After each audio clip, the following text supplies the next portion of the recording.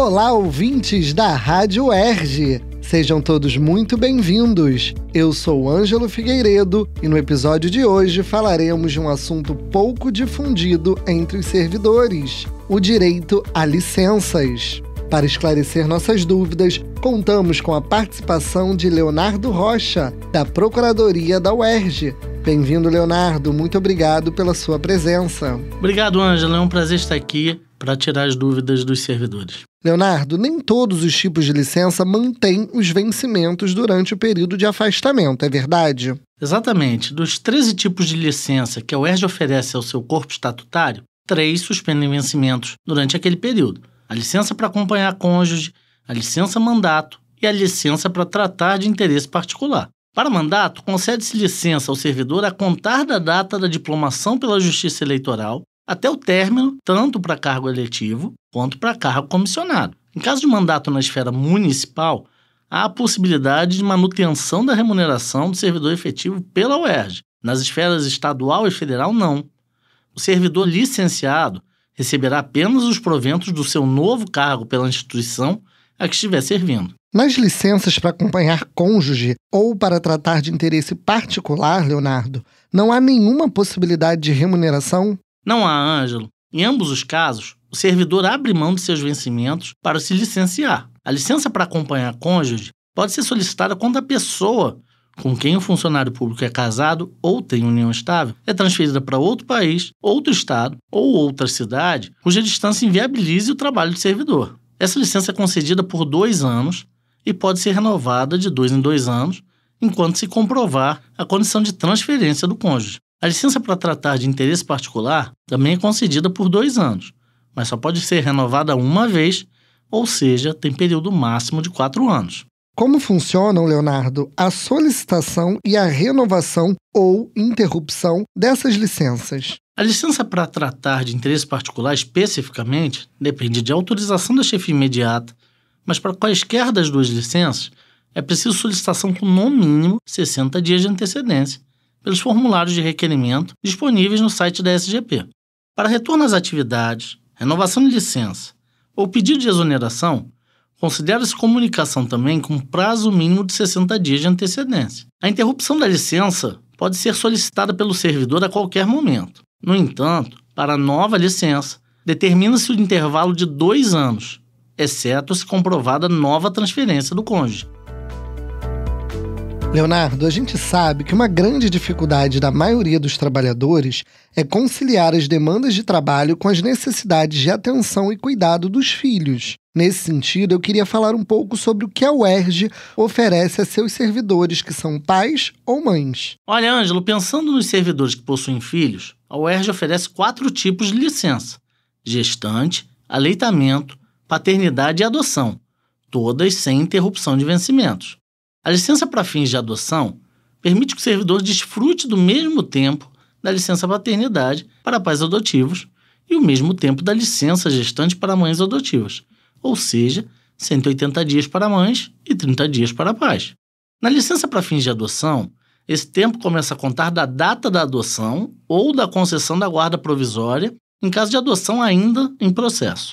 Para comprovação, é necessário encaminhar via SEI o documento que comprova a efetiva adoção ou a decisão provisória. Qual é, então, Leonardo, na prática, a diferença entre a licença paternidade ou a licença gestante e a licença para fins de adoção? Então, Ângelo, na prática não há diferença. Pais e mães adotivos desfrutarão do mesmo tempo de licença que pais e mães biológicos. Há diferenças pontuais nas questões burocráticas do processo de solicitação das licenças. No caso da licença paternidade e da licença gestante, a certidão de nascimento do bebê deve ser entregue à chefia imediata para que seja anexada ao mapa de frequência mensal, justificando a ausência do servidor. É a partir da data de nascimento da criança que serão contabilizados os 30 dias da licença paternidade ou os 180 dias da licença gestante.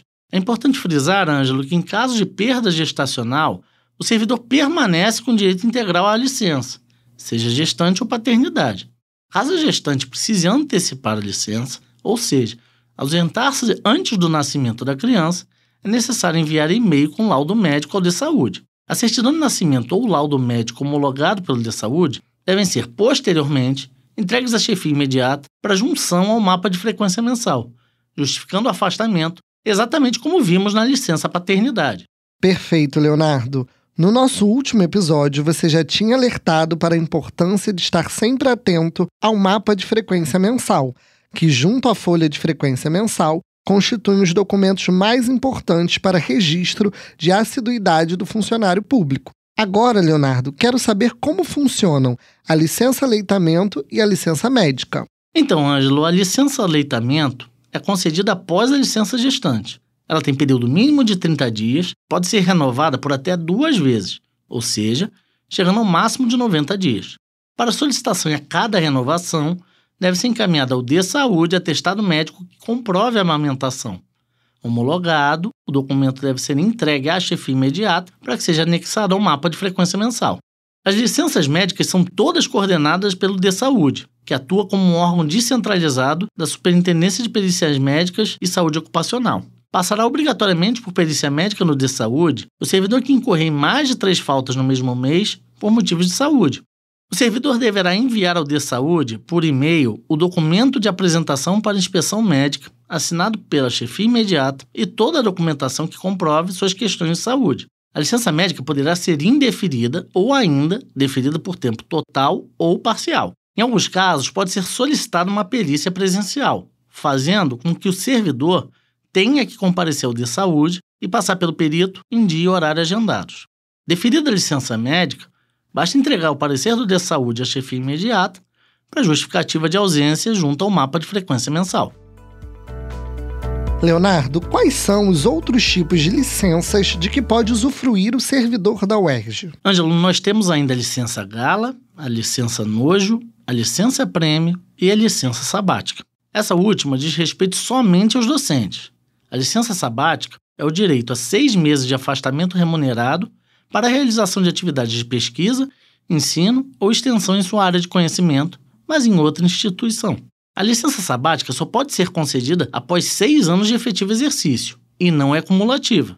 Isto é, o docente não poderá solicitar 1 ano de licença sabática mesmo após 12 anos de serviço. O requerimento deve ser feito junto à PR2, a Pró-Reitoria de Pós-Graduação em Pesquisa, com a apresentação do projeto a ser realizado durante o período em que o docente estará licenciado. Leonardo, você citou 2 tipos de licença cujos nomes podem causar certo estranhamento. O que seriam licença gala e licença nojo? Muito comum essa observação, Ângelo. Licença gala pode ser chamada também de licença casamento, que é um nome bem mais fácil de compreendermos, né? Essa licença dá direito a 8 dias de afastamento sem alteração de vencimentos a contar da data de certidão de casamento.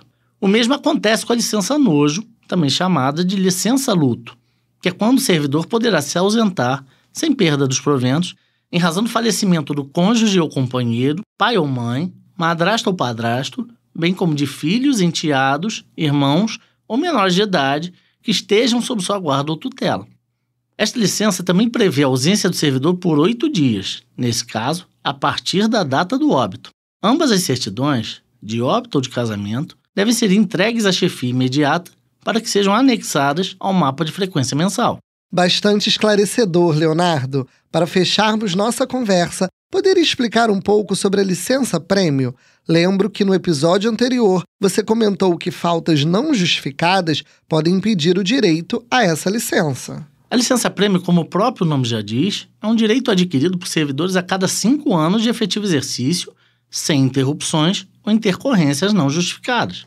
A licença prêmio mantém todos os proventos do servidor durante os 90 dias de afastamento e é cumulativa. Isso é, pode optar por aguardar 10 anos e gozar de 2 licenças prêmio seguidas, totalizando 6 meses, ou 15 anos e 3 licenças prêmio, ou até mesmo guardar suas licenças prêmio para aplicá-las quando bem entender. A licença prêmio também pode ser parcelada usufruindo-se de períodos de 30 ou 60 dias por vez. No entanto, é preciso observar o intervalo de 1 ano entre o término de uma licença e o começo de outra, quando o servidor opta por esse parcelamento. A solicitação de licença prêmio deve ser feita por meio de requerimento disponível no site da SGP.